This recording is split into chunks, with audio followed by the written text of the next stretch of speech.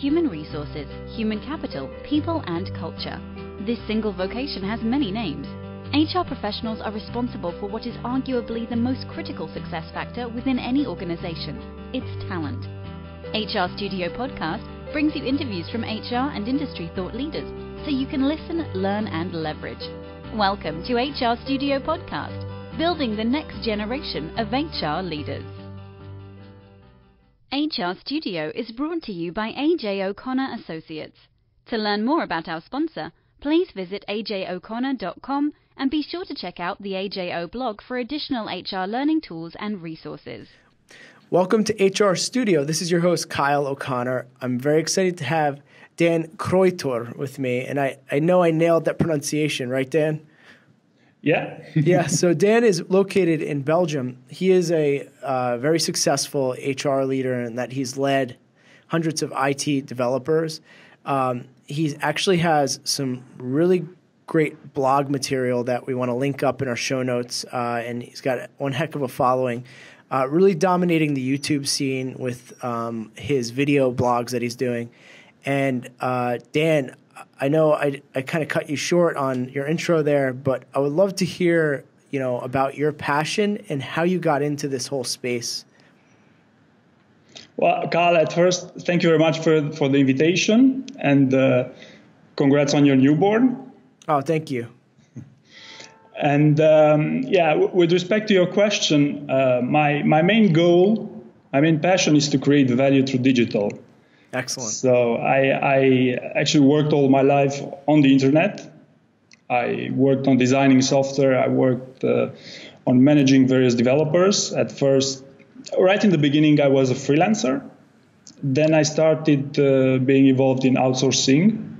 And then now for about 5 years, or even a bit more than that, I work on creating my own products, digital products, and lately HR products as well.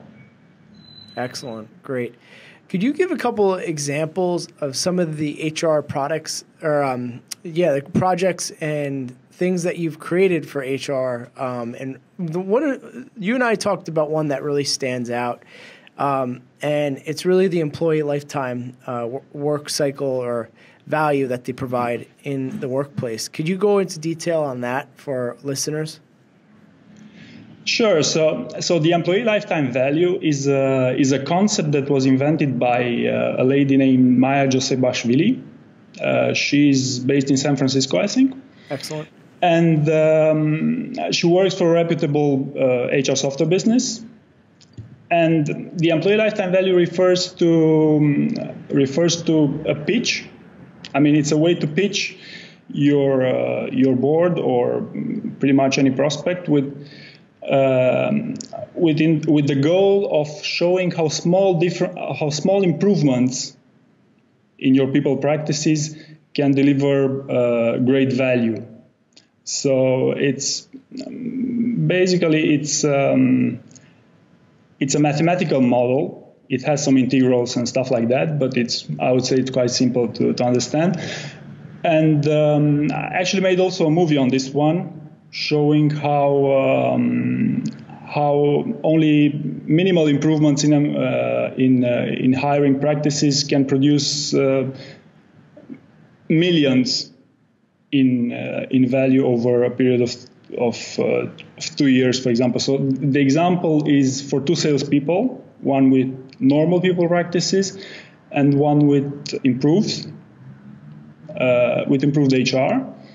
And the model correlates the two, showing the difference in performance over the period of 2 years. So this is an example that I also used in pitching many prospects and clients, and it seems to be the best way to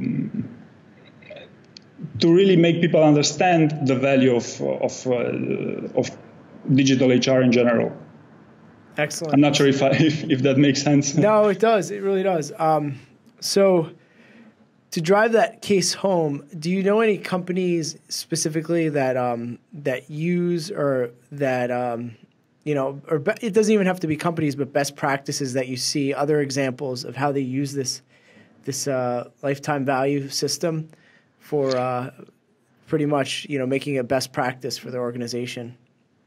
You see, so this framework very much is very flexible in the sense that some companies prefer to translate this into a software, into a digital application that actually manages in a very analytic way all these steps of this framework. So basically, if you have a company with upwards of 1,000 employees, you can create some.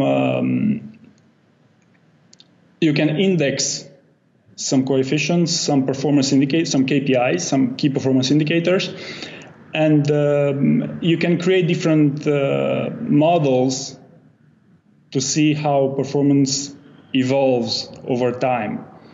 So this is, the holy grail of this framework, if I go like this. But in smaller organizations, you can even do it on paper. You see, you just have to have a clear goal in mind, such as, for example, if you want to improve onboarding, you want to see the impact of improved onboarding, you can simply keep some notes with your hiring team, and then maybe discuss this on a let's say quarterly basis on how things develop. And of course, ideally, you should look at it for a period of 2 years. But it very much depends on the specific context. That's so I great. believe, these are the classic scenarios in which we can use this one. Excellent. Okay, those are good examples. So your big passion really, and what I noticed, really pulls out of you, you're excited about, is these digital HR solutions. What other HR solutions do you see out there that really excite you about the future of the workplace that organizations are using or that you're researching that are down the line, bleeding edge type platforms? What are you seeing and what do you really enjoy? You see, my background is quite technical, like I said. I was involved in software design, software sourcing. I run my own HR software for 5 years in the States. And I believe that the most interesting developments as of right now in HR are with respect to content marketing. In other words, creating content that people, applicants, employees, and even HR professionals want to consume. Right, so it's actually quite tricky to focus on creating value by creating HR content, because traditionally HR content is regarded as okay, I will look at it, but only if I have to. You see, so now, for example, I'm working on a leadership series on YouTube that you mentioned in the beginning. That the goal of that experiment was actually some research to prove that that leadership plays an extremely important role in digital today. So it started as an experiment, and to my surprise, I have almost 100,000 people who watched it, and I launched it 4 months ago. You see, so the idea is to try to create value with such content, to create content that creates value. So I would say that it's mainly about virality, creating something that goes viral. The YouTube channel is probably one of the most viral media content, one of my most viral content that I created so far with respect to YouTube. But I also worked on sharing HR content through other social media platforms such as LinkedIn, and there it's also interesting to see how people react to various topics, such as, for example, I had a post about Netflix Workplace. Mm-hmm. And how they treat people, and really how they look at HR. Basically, they invented their culture deck that is about 10 years ago, and ever since they use the same recruitment marketing strategy, that they push their culture deck over and over and over again. And what I did was simply to highlight this through a share. And that share, for instance, got, I think, about 50,000 reactions. Wow. So likes, shares, and comments and stuff like that. So I believe that the most interesting part of HR right now is content. Absolutely, yeah, and that's kind of why we created this podcast too. So when you go out to create content, how do you validate if is it just kind of experimenting to see what sticks, or do you have like some kind of algorithm or feedback circle that you go to say, hey guys, is this something you'd like to hear? How do you go about doing that process? That's amazing. You got 50,000. Mm-hmm. That's impressive. Yeah. So it's an interesting question, because it's what I'm trying to do is to create value and to eventually create products that make people's lives better. Okay, great. In HR. But for example, for the leadership series, basically what I did there was to take the best workplaces in the world, a list of the best workplaces in the world, and study what makes those workplaces as interesting. And then I realized that it's actually both the leadership principles, but also their leaders that are the main ingredients to this. And then I actually the leadership project on YouTube is the result of another research that I've done. Like I said, I took that list of the best workplaces, then I indexed those sets of principles into diagrams. Then I had previous experience from sharing content on LinkedIn within that format. And then I choose to translate that format into a video product through YouTube. Wow.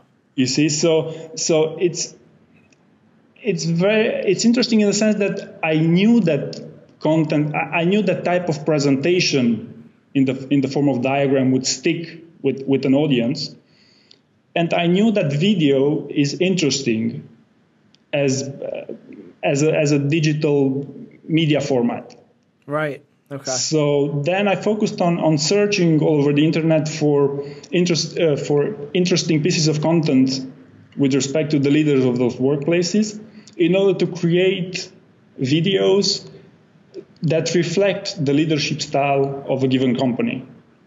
You see? So it's a pure HR application. Like, it's not a motivational video by any means. Although, leaders are motivational by definition, but so it's not like a video with cats on YouTube that you enjoy watching because of the psychological theory and so on. It's a pure HR project, you see.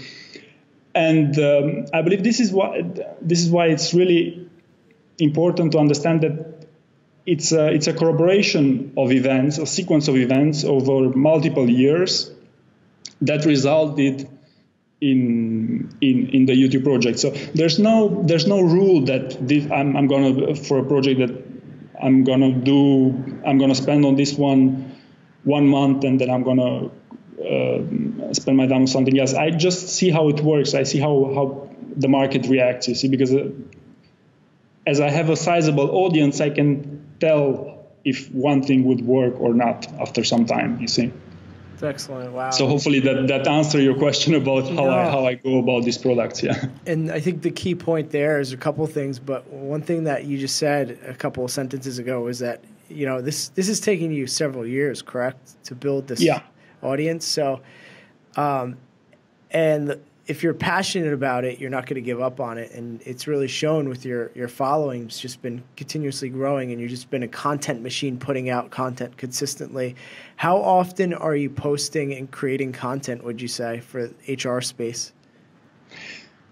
It's important to make a distinction between myself and the products that I make. So for myself, I post something whenever I see something interesting. Okay. And to be fair, I've been quite busy lately, so I wasn't quite active on social media myself, right? But with respect to the leadership series, the leadership series was an interesting dynamic in the sense that I have around 1,000 hours invested into that project.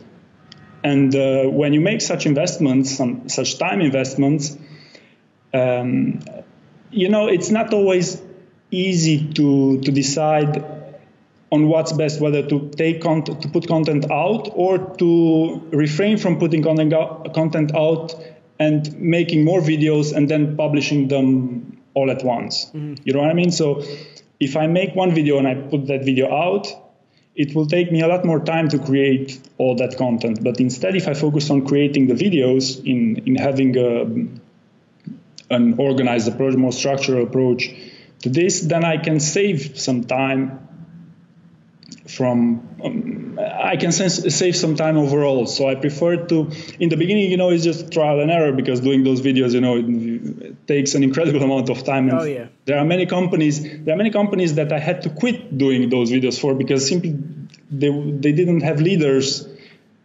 talking about their values and their leadership principles, you see. So I prefer to do something like, at first I had the diagrams. I had a list of maybe 150 companies, out of which I think there are now about 80 or a bit over 80 videos. So it's more like 1 in 2 companies that ended up with videos for this. So while in the beginning I was publishing immediately after I was making a video, then later on I realized that if I make the videos first and then I schedule them on a daily basis, that's the best approach. That's the most efficient approach. And I think also another reason why you asked me this question, because you want to touch on the point that it's important to publish regularly. Mm-hmm. I think you also wanted to highlight this one. And now, the interesting part with respect to this is that my videos are not meant to form an audience as I publish them. My videos are actually an application of search engine optimization, so they are designed to increase over time. You see, so it's like when you build a website, it takes time for Google to become well known, right? So it's the same strategy with the videos as well, you see. So that's why I wasn't going to put an extraordinary accent in how often I was publishing them. That's great. Wow, that's heavy lifting. Good for you on all this. And I think people, some aspiring HR leaders that are listening to this are probably saying, how does this apply to me? And it's really, if you want to provide value, then you have to be consistent and you have to find your unique value proposition, and you've really found that, and you got it down to like the granular level. It's digital HR solutions, which I think is going to take you much further, and already has. Walk us through how you came to this point where you knew that this is what you want to do and this is the direction you want to go in the HR field, because it's really it was someone that's a little, I would say, younger than some of the other people I've interviewed. You already have that unique value proposition, and you're building such a wide breadth of people listening and following you. Can you walk us through how you went through that progression of finding out what your value prop is? Sure. So I'd like to keep this one brief, because I won't tell you about all my life, but briefly. So briefly, I found my passion for digital and for designing stuff in the first year of high school. So when my parents bought me my first computer, I immediately realized that, yes, that's the thing that I like the most. So I almost failed the first year of high school because of the computer thing. Also because of the partying stuff, but no. So I realized, that I have an inclination to design stuff and to design algorithms and to create value through. You understand what I mean? Yes. And then later on, when I went to university, I realized that, okay, yes, I like programming. I like, actually not programming, but I like designing algorithms and all that stuff, but I have to create revenue somehow. So then I was involved into creating products for others, like the outsourcing part. And at one point, I decided to focus on my own product.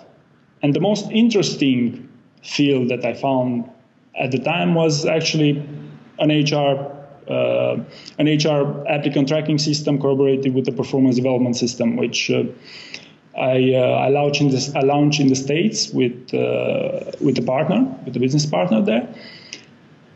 And I've done that for about 5 years, during which I had, I would say, the unique perspective of seeing how a few hundred hiring managers and close to 100,000 applicants and employees were using digital solutions. And that gave me many ideas as to what could be valuable for such an audience. And I felt like it's the right thing to do. I mean, while designing all those software, designing software for 5 years, working on something for so long, right? Gives you a different perspective about this field. And now with all this explosion in content and all this focus on recruitment marketing, and that, I think they go together very well, because I know how hiring managers, I know how applicants, I know how employees tend to see value in a digital product. So I made a connection with creating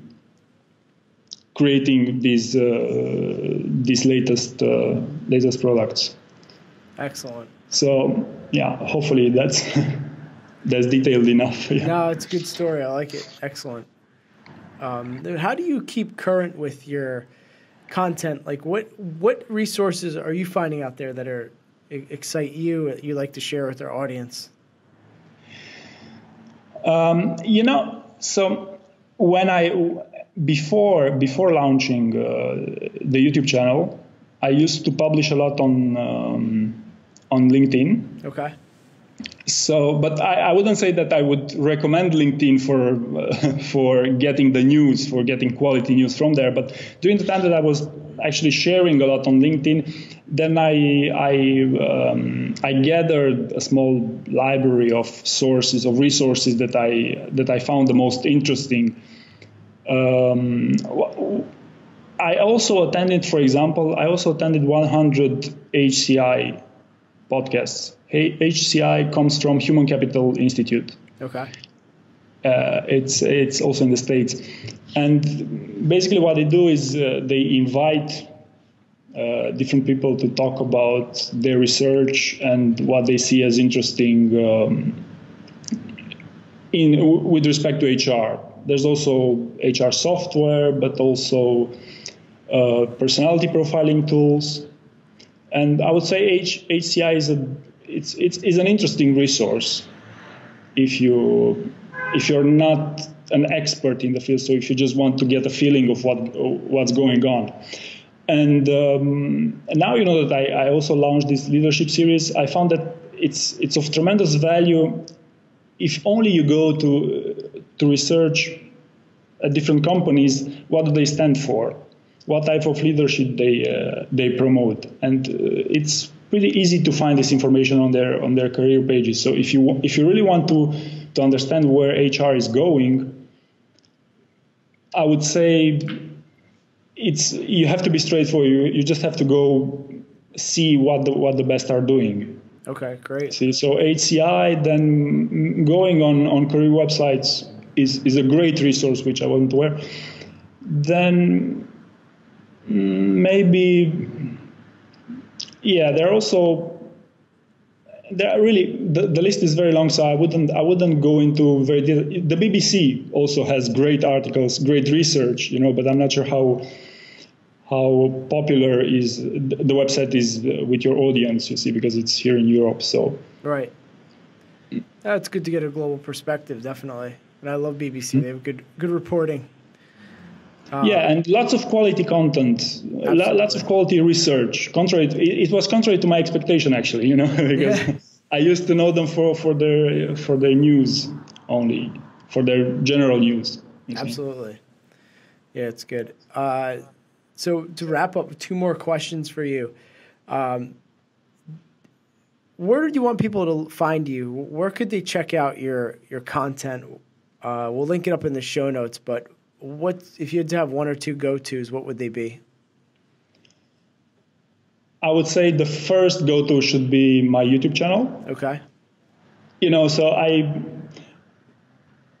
I'm very happy with that channel in the sense that it already creates value for lots of people, you see. So, of course, for business inquiries, there are other ways to do it. But for my main product right now is the YouTube channel. Okay. The public part of what I do is on YouTube. I also publish on LinkedIn, though I've been a bit quiet lately, but still, I will try it. I will do my best. Yeah, I would say these 2. Also on Twitter, but there it's a bit. I do not have a considerable following on Twitter, so I'm just developing that one as well. No problem. We'll post those all up. And then the last question to ask you is, what advice would you give someone that's an aspiring HR leader? I would say it very much depends on the type of career they are looking for, you see, because are they someone that want to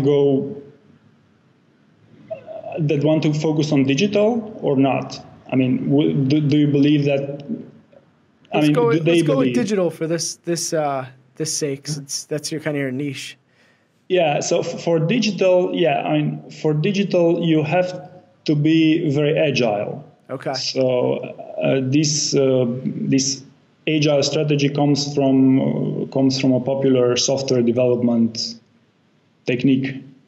You see, so it started as a popular software development, and then it extended to a project management standard for overall. So if you want to get what's best in HR digital, you have to be very, very agile. You have to always look and do your research and always find the best sources. And by the way, one of the main reasons why I want to be on your show is because I find it's creating value. Oh, you great. see, so it's very much to go where you feel like you want to go. You know what I mean? So you have to understand, you have to know what you're looking for, and you have to be very aggressive, especially in digital. Because I see many HR people, actually in a study by Deloitte over HR professionals, 80% of them score themselves as low in their ability to analyze. Okay. Wow. So HR people do not tend to have analytic capabilities, and digital is analytic, by definition, by design. Absolutely. Because it's made of software and stuff like that. So this is what could be very counterintuitive, that you have to go to be very, very agile, to try very hard and get used with failure, you see. Like when in digital, there are very few projects that work, but when they work, they go viral, So I would say this is the type of development that an HR leader should be aspiring to. You see, so if, for example, if you're an HR leader, but if you want to create a successful recruiting career, if you want to be a successful recruiter, then you should be aware that it's not only LinkedIn that makes the best recruiters. I mean, actually, the best recruiters do not live on LinkedIn, you see. So you really have to dig in to see what works, what doesn't. And so I would recommend them. I would definitely recommend them to be agile. I love that. That's why I think it's the main ingredient. No, it's definitely great advice, and we appreciate that. So, Dan, I want to thank you for being on the show today and really making an impact, especially in the digital HR space. We need more people like you to really, push out this great content. So thank you for doing that, and look forward to continuing the conversation as we watch you grow. Well, Kyle, thank you very much for having me, and keep up the good work. All right, thank you. Likewise. Thank you. Thank you for listening to HR Studio Podcast, building the next generation of HR leaders.